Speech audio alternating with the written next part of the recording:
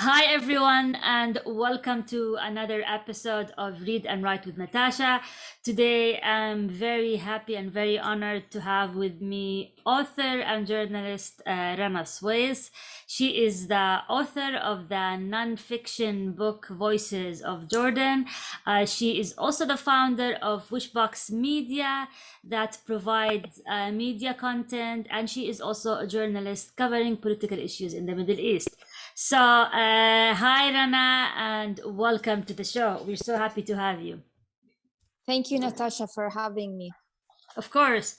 So, Rana, I read your book and I really enjoyed it. And so, can you just tell our listeners what your book is about and just give them an idea about your book? I have it here with me, Voices of Jordan. So, Yes, the book follows the lives of 10 people in Jordan. It's a non-fiction book, and it follows the lives of 5 women and 5 men. And it really tells the story of Jordan today, about how people think, how people feel, how people live, how they see their future, how they see the country, how they see the region as well. great. So, I think my first question is probably you get asked this a lot is your selection process. So if we look at the characters of your book, you have the Bedouin, you have the social media influencer, you have the fashionista, and so why did you choose these people specifically, like the Bedouin? There are a number of Bedouins you can choose from. Why did you choose Sultan or the cartoonist or the guy who works at the passport agency, Jirius? So why did you choose these people specifically to tell the story of Jordan? What made them unique? First of all, I chose each person because they represent a segment of Jordanian society. So if you look at, for example, the cartoonist or the parliamentarian or the bureaucrat, they are people that represent a large segment or at least a segment in Jordanian society. So when you put them together, you have a good sort of perspective on the society as a whole. So, for example, there is the Syrian refugee in the book. I mean, Syrian refugees represent, around 10% of the population today. There's a civil servant, as you mentioned, Julius. I mean, over 40% of Jordanians work in the public sector. Through someone like Omar the cartoonist, I was able to talk about arts and culture in Jordan, how society also views artists as well. And through the parliamentarian, the female parliamentarian Wafa, who's a minister today, I could talk about women and politics, about what it's like to be the first and youngest parliamentarian in Jordan, the challenges that women face, the laws, the legalities of it. I followed her on the campaign trail. The Bedouin also represents quite a large segment of Jordanian society. What is their life like today? How is it changing? Um, and he's also a soldier. It represents also a segment of Jordanian society. Shireen perhaps represents also a segment of West Amman, which is also a considerable segment of society in Jordan. As for the individuals themselves, um, there was actually more than one way that I chose these people. There were two, for example, that I had in mind, which was the female parliamentarian and also the cartoonist. The reason that I had them in mind is that I knew if I can, they both have a very interesting story, especially Wafa, the parliamentarian. And I knew if I could just, dig deeper into their lives, I would be able to not only tell their story, but also be able to tackle the issues that I discussed earlier or the themes. what it's like for her to be a woman in Jerash and the first parliamentarian. And also, I really wanted to talk about Jerash and not only be in Amman, but all over Jordan as well. The second way that I chose the people is I would have a theme or a sort of characteristics in mind, and I would ask around. I would say, do for example, a mother who, for example, struggled to have a boy, or for example, do you know a Syrian refugee that has, a good story to tell? And sometimes I would get 4 or 5, or someone who looked amazing on paper, but then when I met them, that just it's a little bit like love, that something can look really good on paper, but it's really when you meet that if the person has a story, and also more importantly is open to telling their story. So the selection process, did you ask your network, or did you do it through social media, or how did you receive these recommendations? No, I did not do it through social media. I did it through my network. Okay. I would ask around, and people really helped. I mean, they would say, "Oh yeah, I know someone that is so and so and so, and you said you wanted so and so," and they meet that criteria. I would never tell the person. I would just ask them for coffee. I would never tell them that I was thinking about them as a character for the book. And as I sat with them once, twice, 3 times, I would either say, this is a person that would be open to telling their story, that they do have a story. I'm sorry to say, but also they have a way of telling the story as well, and charisma. And it's not, I met really distinguished people who perhaps on paper would be fabulous, and you would think they would be fabulous people to write about, but when I met them, it was a different story. Mm-hmm. So you face this as a writer, as a journalist. You always face these kinds of people. People are all types. So yeah, it was I wouldn't say it was a difficult journey to select. I'm very honored and lucky that people were so open and gave me their time and invited me into their homes and lives and to tell me their stories. Sometimes I would ask them very detailed, and personal questions, and they were open. They were open to the photography as well, which was really important to me as well. So I've been really lucky, I think, with the people that are in the book. So roughly how many people did you interview before you selected the 10 final characters for the book? Probably around 25. Okay. Yeah. And what was their reaction when you told them you want to feature them in the book?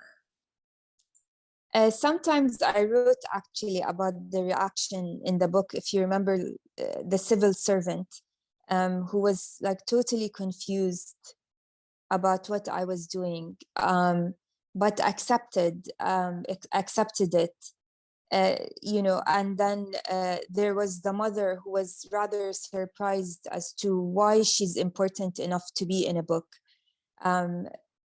Otherwise, I think people were really happy to be interviewed and to tell their stories and share their stories.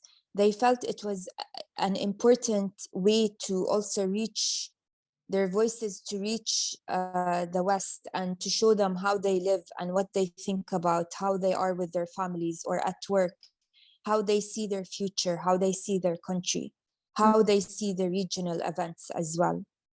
And so they felt that it was a way for their voices to be heard. And what was their reaction when they actually saw the book? If they shared that with you, seeing their pictures, and did they share their reaction with you, and how did they feel about that? Actually, I traveled, this is all before Corona. Actually, I traveled, to several countries for the book events and launches. But I always say the one in Amman was the most special because I invited all the characters on stage, and 300 people attended the book launch. And it was, the first time that some of them, they were shocked to see so many people.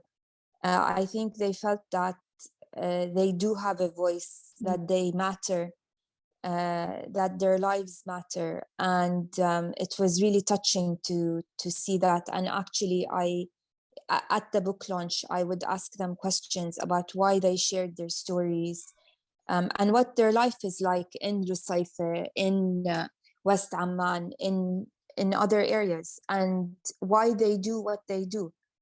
So it was really touching. I think some of them, the culture of books in Jordan and reading, as you know, Natasha, it's not huge. I mean, I think it's improving, but I think, I was really happy to see the Amman Book Fair really take off this year. I think it's something to do with Corona as well, and people spending more time at home or having more time, especially the younger generation. So it was really great to see. But as a whole, I think we're not really a book reading culture. Mm-hmm. So I think some of them were like, why is this a big deal? Why is a book a big deal? And, what do I get from this? I mean, there was kind of that reaction from a few people. I think on a whole, a lot of them, as I said, were just really happy to share their story. Are you still in touch with them? Like, you wrote the book maybe 2 years ago, and any major development with these characters? For example, Amal, has she made it to Canada? Or and I just want to know what happened to those characters 2 years after you wrote the book, if you know. Yeah, sure. I can start, if you don't mind, with I can start with Shireen. Just a year after the book launch, I think 2019, I believe, if I'm recalling correctly, there was the first Jordan Fashion Week, and it was a huge success. It was on CNN, and it was a really great event, and really put Jordan on the map in terms of fashion. So I think this was a big breakthrough for Shireen, and I think she wants to do it again as well. For Sultan, I think at least he has one or two children right now since the book launch. I believe he's still in the army, and Amal is in Canada. I don't know if these are all spoilers, but we'll say it anyway. She's in Canada, and her sons are adapting really well now. One of them is going to college soon, and I think the first year was really challenging, but I think they're adapting now really well there. The civil servant retired. Oh. The civil servant retired. Yeah, Omar has, I think, found more or less his way in terms of storytelling and cartoons and animation, and yeah. So one of the, I think, big changes is in Lena, who was a high school student. I know that she removed the hijab since the book. I mean, since she graduated, when she's in college, I think she's maybe in her last year now. Went through, I think, a rebellious phase, and I think still finding her way. But Yeah, I mean, I think they're all doing well and moving on with their lives. Faiz has found a job. He is in food delivery. Um, so it's really good news because it was really difficult for him to find work. So yeah, That's nice. It's like yeah, a nice ending. Do yeah. you think the book helped them in any way or shape? You know, because you shed lights on their life. Do you think that helped people know their stories, or did they get like jobs because of that, or you I know? don't think they got jobs because of that. Uh, I think these things, Natasha, I think are more maybe internal and unconscious changes in people or an accumulation of changes.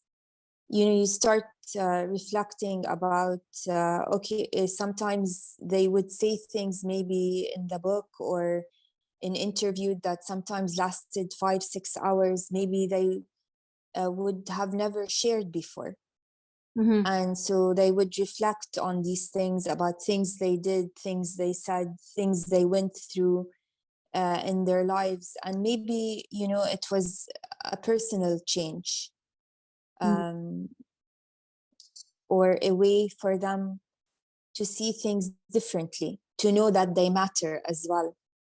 Um, I know for Amal, it made a difference because a lot of people in Canada, in the town she was, it was the way that people knew her story because it was in Ah. English, and she didn't speak English at the time. So so you know, a lot of people helped her because they knew her stories. So you know, in small ways, you hope that you can make a difference in their lives. That's very nice. So, Yeah. you know, as authors and as writers and journalists, we have to deal with feedback, whether it's positive or negative. So, I hope you didn't get any negative feedback. But if you did, can you share it with me? And how did you deal with it? How did it affect you mentally, and all of that? You know, the struggles of being a published author. Sure. First of all, I think it's really important, especially Natasha, this is my first book. It's really and was and is important for me to get constructive feedback um, um, because you know, you want to improve yourself, you want to improve yourself as a writer, you want to improve yourself, you know, as an interviewer, as um, everything. So it's really important for me, and I would ask people, please send me what you thought of the writing, what you thought of the selection of people, etc. A few people did. I think one of, I mean, these are, now I'm talking about reviews, so these are not Mhm. people I know personally. Um, there was a bit of, well, there's not enough history in the book, Okay. or there's not enough about the economy. Okay. And my response, or political history, and my response to that, and with all honesty, is there's a lot about that. Mhm. There's a lot published about that. You know, this is really not an academic book, and it's not a historical book. One of the things that I presented during the book launches is that when I was doing research on what books are available about Jordan, I found that most of them are either about the history of Jordan, biographies of kings and queens, or about archaeology and tourism. Mhm. Few fiction books, but nothing really about how people are living today. Let's capture that. Let's capture that because we are living in one of the most volatile times in our region. So let's capture that. What was people's lives like? What do people think about? We don't have that. What we have is a lot of like history. You know, how Jordan was founded. Or there's a lot of like dry academic also work. And there's excellent academic work as well, and papers and journals, etc. So my response to that was,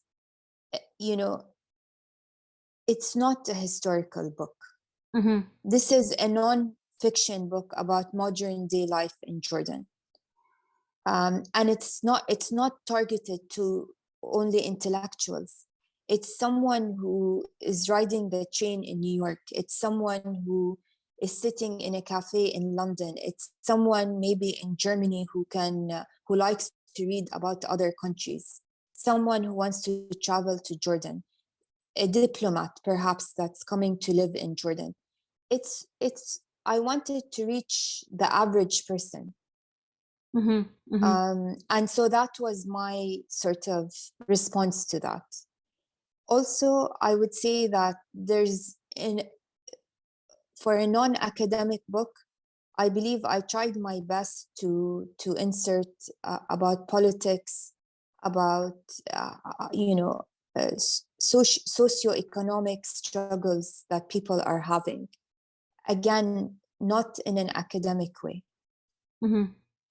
And so these are like reviews on Goodreads or Amazon. Right, right, What right. about some sort of feedback within Jordan, whether it's like I'm not sure if you got any feedback, let's say from a government official or from other journalists or media professionals in Jordan, whether it was verbal or whether it was written, not published via the book review sites, and if any of them was critical in any way, or just curious to see. No, I didn't receive any feedback from anyone in the government. But what I hear mostly in Jordan is, can you please translate the book into Arabic? And are there plans to do so? And I've approached the publisher several times, and I hope that there's an Arabic publisher that would be interested in doing so, which then I can connect them to my publisher in England. Great. So I'm still hoping that this will happen.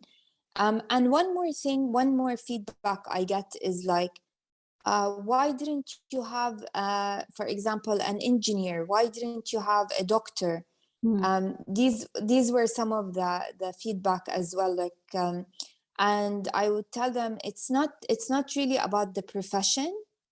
This is not about professions or success stories. This is not what the book is really about. mm, Um, like what people do is just a way for me to talk about the larger themes that I mentioned, whether it's about refugees or women or politics, etc. So then they understand what I'm trying to do. mm. And I'm curious about the writing process because I was really impressed by the level of details in your storytelling. For example, you would describe the color of the coffee cups, or or the cats in the street, and so how did you record all of these details? Did you immediately go back home after the interview and wrote everything down, or were you just writing as you were there, or how did you record all of these tiny details? Yeah, so it it's not easy at all, as you know, Natasha. Writing is a whole beast in itself, but also collecting information when it's nonfiction is a really hard process, because you have several things going on. So it becomes sort of like a big project rather than this is a book or this is about writing. It's really a project. Mm, So as you said, you have, choosing the characters, and then you have arranging the interviews, and then you have like arranging the transportation to go there, and then you have the translation of the interviews. You have the notes as well that you mentioned, and this is exactly what you were mentioning about the notes. When I go there, when I go to a house or a street or neighborhood, I take it all in. I look really carefully. What do I see? What do I feel? What am I seeing in front of me? How can I take the reader there? Mm. And so, for example, one morning I remember I was going to school with Lena because I wanted to write what it's like for her in school. And I was waiting for her outside, and it was a cold morning. And I wrote exactly what I saw. So there were these people picking up coffee from the street. There was a fig tree. There were cats running. And I would just take it all in. And, when you're writing a book, or when you're, collecting information, or when you're researching, you just automatically kind of go into this mode of, you need to collect information, you need to observe. And I'm all the time thinking about the reader. Mm. That the only way I can make them interested in this person, in Jordan, in this story, is to take them there in all the 5 senses. Mm-hmm. So you would go home and try to remember what you saw and you wrote it down. Is this No, I work? would write it down there. I Okay. would write it down there. Okay. So when I was waiting for her, I would write notes. Okay. When I was in the classroom, I would look around, I would take notes. Okay. Okay. And that day, I would go back and type them up and put them in a folder. Okay. Okay. I mean, the reason I'm asking about the process is just to help aspiring authors as well to kind of know the tricks of the trade. I think it's really helpful for authors to discuss how they actually do it. Yeah. Um, Actually, in nonfiction, it's really important to be organized. yeah, that's true. Very, very important, because as I mentioned, there are many facets you're working on. Mm-hmm. You approach it more as a project than writing like a book. Yeah. You become almost like a project manager. Mm-hmm. Mm-hmm. And So, sometimes you have a team, like transcribing, interviews, you have translation, you have transportation, you have arranging of the interviews, you have people not showing up to the interviews. What do you do then?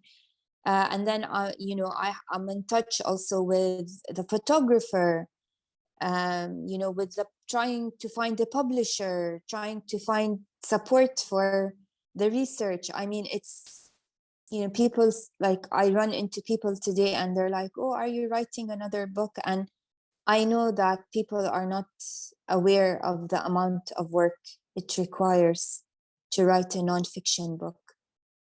well, that's actually was one of my questions as well. What are you working on? Is there another book coming? Because I really really enjoyed it, and I don't say this lightly, but I think you're extremely talented, um, especially when it comes to storytelling. So I want more of Rana Sweis. So what are you working on? So I am not working on a book at the moment.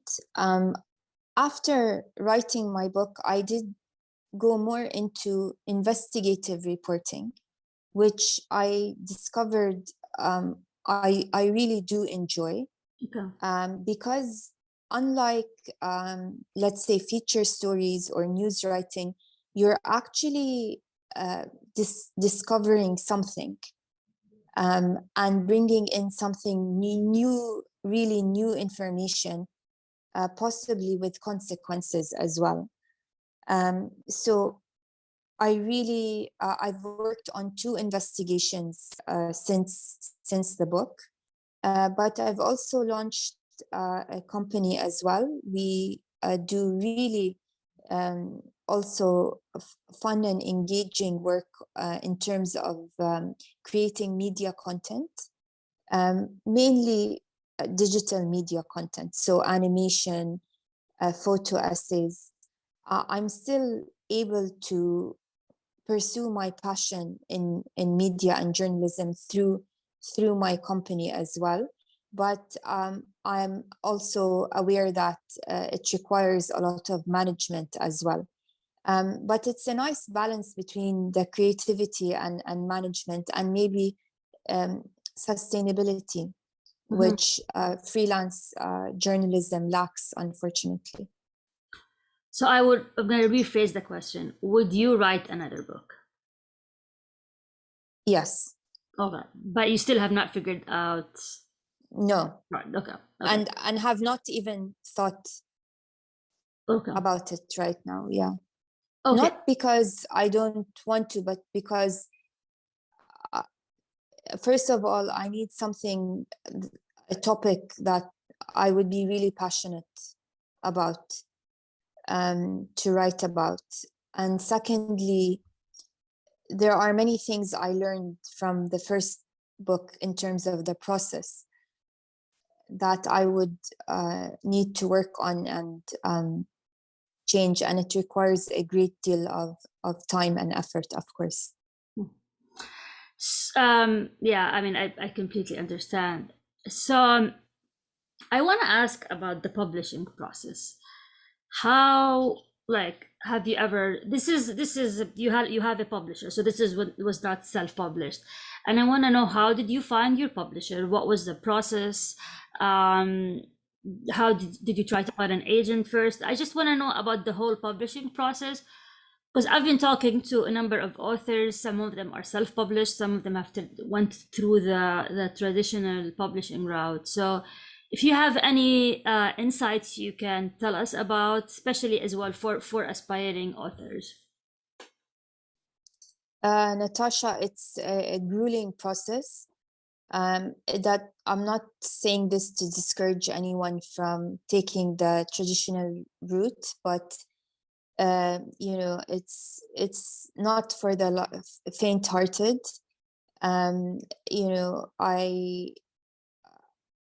First of all, I was lucky that there were people that helped me along the way, including randomly, just like a professor as well, who helped and offered to read my book proposal.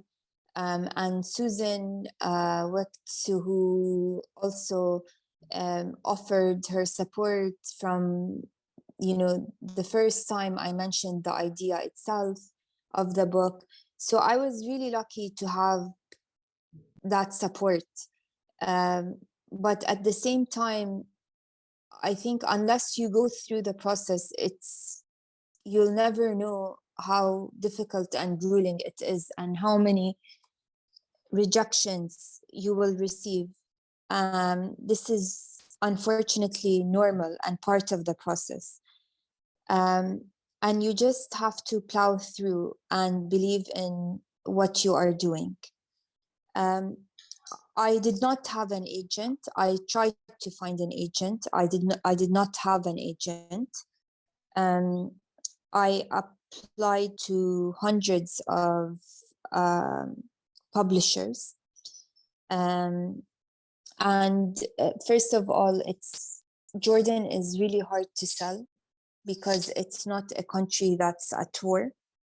It's not a country that has a lot of drama like neighboring countries.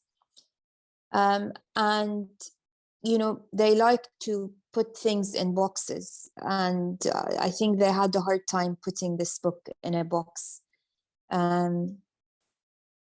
Luckily, the publisher that I found later, Hearst, I met with them in London, and after I submitted my proposal, and they said, yeah, we liked the first 3 chapters, but at the same time, they also didn't completely commit.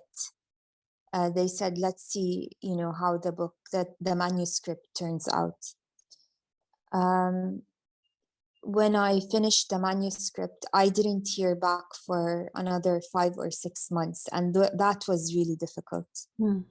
Um, and yeah, and I'm really grateful that Hearst published the book, and I think it was really important for me after not only all the work that you did, but also the hardship with the publishing process. I think once you publish the first time, it becomes easier, but it's still a grueling process. And to be honest with you, I don't think that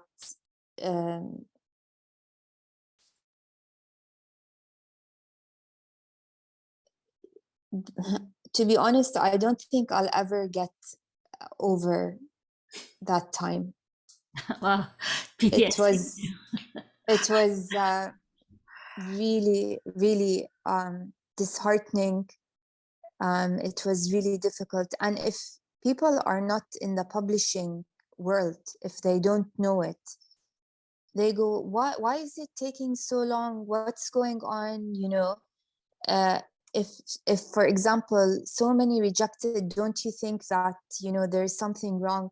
I mean, it's if you don't really wholeheartedly believe in your project, it's really easy to give up. Yeah, I hear you. So what kind of tips would you give for someone who wants to publish a book? What would I mean, if they have an agent, that would be great. But again, you know, it's not easy. I would say be ready for dozens, if not more, rejections, and don't take it all personal.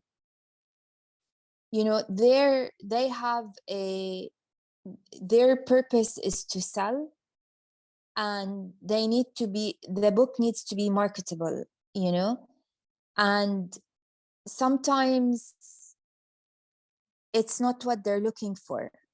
Sometimes it's not the right time. Sometimes the publishing house itself is going through a problem. You know, sometimes it's luck. Sometimes it's you know, if you can find someone that knows someone in a publishing house, that helps as well. If you can find that, I didn't really have that. If someone can recommend you, that would be great. But don't give up if you believe in your project. And no matter what, at the end, you'll find a way to publish, even if it's self-published the first time. If you believe in it, if you believe in what you're doing, find a way.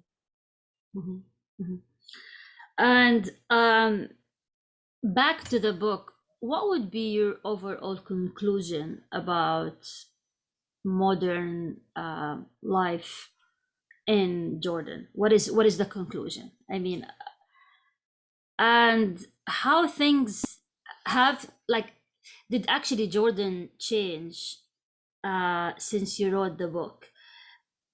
Are you witnessing major change, or things are still the same 2 years after you wrote the book?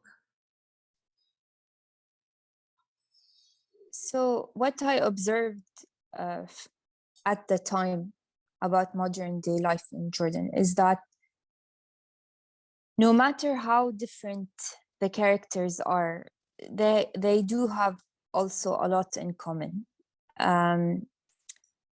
I think all of them want to see a different Jordan, a better Jordan that is, you know, not only reliant on foreign aid, but they want the youth to be proactive.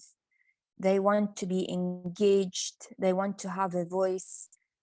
They want accountability. They want transparency.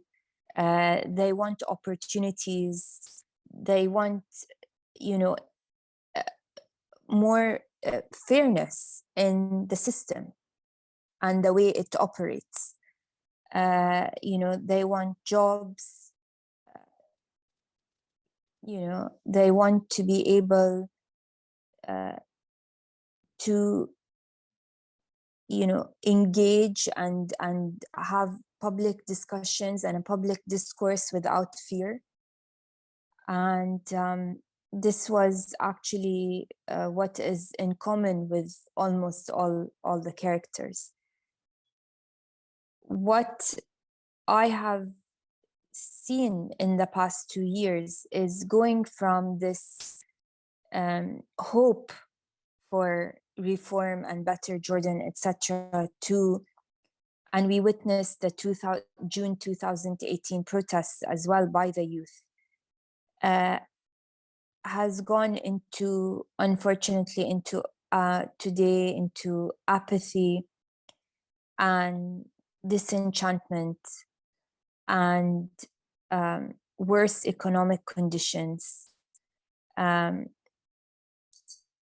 a very high unemployment rate among youth, we're talking about 48%. People are not engaged. They're not part of the discussion. They're not part of the public discourse. Youth want to immigrate. Jordan has one of the highest, in the Arab Barometer survey. After Sudan, Jordan, the youth want to immigrate. So there's a lot of disenchantment, I think. Mm-hmm. But at the same time, what has happened in the region, in Syria, in Iraq, even in Egypt, in Syria, even in Tunisia today, they don't have a model. So there's a fear as well of what will happen if they push the envelope. And how much are they willing to lose? And so you have a very sort of static, apathetic, I would say, atmosphere in Jordan at the moment. And freedoms have gone backwards, the economic conditions have gone backwards. And, people have been, we've seen youth get arrested for, tweeting or speaking out or protesting. And we've seen a worsening conditions of media freedoms as well. I do think that there's still opportunities to really reform and for youth to take the opportunity to find opportunities for the youth in terms of employment, in terms of helping them help themselves, whether it's starting their own projects or, they are a well-educated population, but they completely feel marginalized. Mm-hmm. It's not a prosperous time in Jordan. I think we are in a phase where people are just living day to day, to be honest with you. Mm-hmm. The coronavirus did not help. It did not help anywhere in the world, but, especially in Jordan as well. It's a pretty grim outlook. Is there any hope for improvement, or you don't see that in the near future? There is only hope if there is a will. If there is a will to change, if there is a will to honestly reform, if there is a will to bring in the youth and make them part of the process, then there is hope. As long as there is no genuine will, then there is no hope. And the youth will continue to, look for opportunities outside of Jordan, or there's stagnation. But the problem with stagnation is it will not remain. Yeah, I hear you. We just, the only thing we have left for us, especially as authors and intellectual, is just to hope and pray for improvement and do the best we can as writers and authors to Yeah, shed light on yeah. these issues. And I do see pockets of hope in terms of, you know, youth also speaking out on social media, sometimes on Facebook, sometimes on Instagram, sometimes on YouTube as well. Youth who are in Jordan, I mean. And it's sometimes it's their only platform, or they engage in comments, and sometimes it's worrying in terms of the discourse that we're having, but it's also the place where they can express themselves. Hmm. That's great, Jana. This was a very enlightening conversation, and Yeah. I really enjoyed every part of it, and it's just, making me think about a lot of things. And Thank you, Natasha. One any, thing that yeah, any final thoughts? Yeah. one thing that I want to say, I was so happy to see in terms of us as authors and lovers of books, is the number of people that of Jordanians at the Amman Book Fair Mhm. last year. It was astonishing, Natasha. I've never seen people coming out with, bags of books and, listening to authors. I mean, I've never seen Amman Book Fair like that. And it really made me really happy to Hmm. see. That's nice. That's a nice Yeah, note to end our show with. yeah, yeah. Uh, kind of a hopeful note. And so, any final thoughts before we conclude this episode? So Natasha, I really admire what you're doing. I think it's really great to have a platform for authors, especially from the region as well. Uh, and I just want to say that for people who are thinking about writing and even writing books, is make sure you really believe in your project and in what you're doing, and that you are really thorough, and that you know your subject really well, and don't let anything stand in your way once you do. It's great. I agree completely. Um, so thank you very much, Rana. This was wonderful. And I can't wait to read your future book. And for anyone who's watching or listening, this is Rana Sweis' book, Voices of Jordan. It's available on Amazon, print and Kindle as well. And it's also available at bookshops. So make sure to pick this amazing book. And I finished it in less than 2 days. I couldn't stop reading. So thanks again, Rana. And anyone, please, Rana is on social media. Feel free to reach out to Rana with any questions. And thank you very much for listening to another episode of Read and Write with Natasha.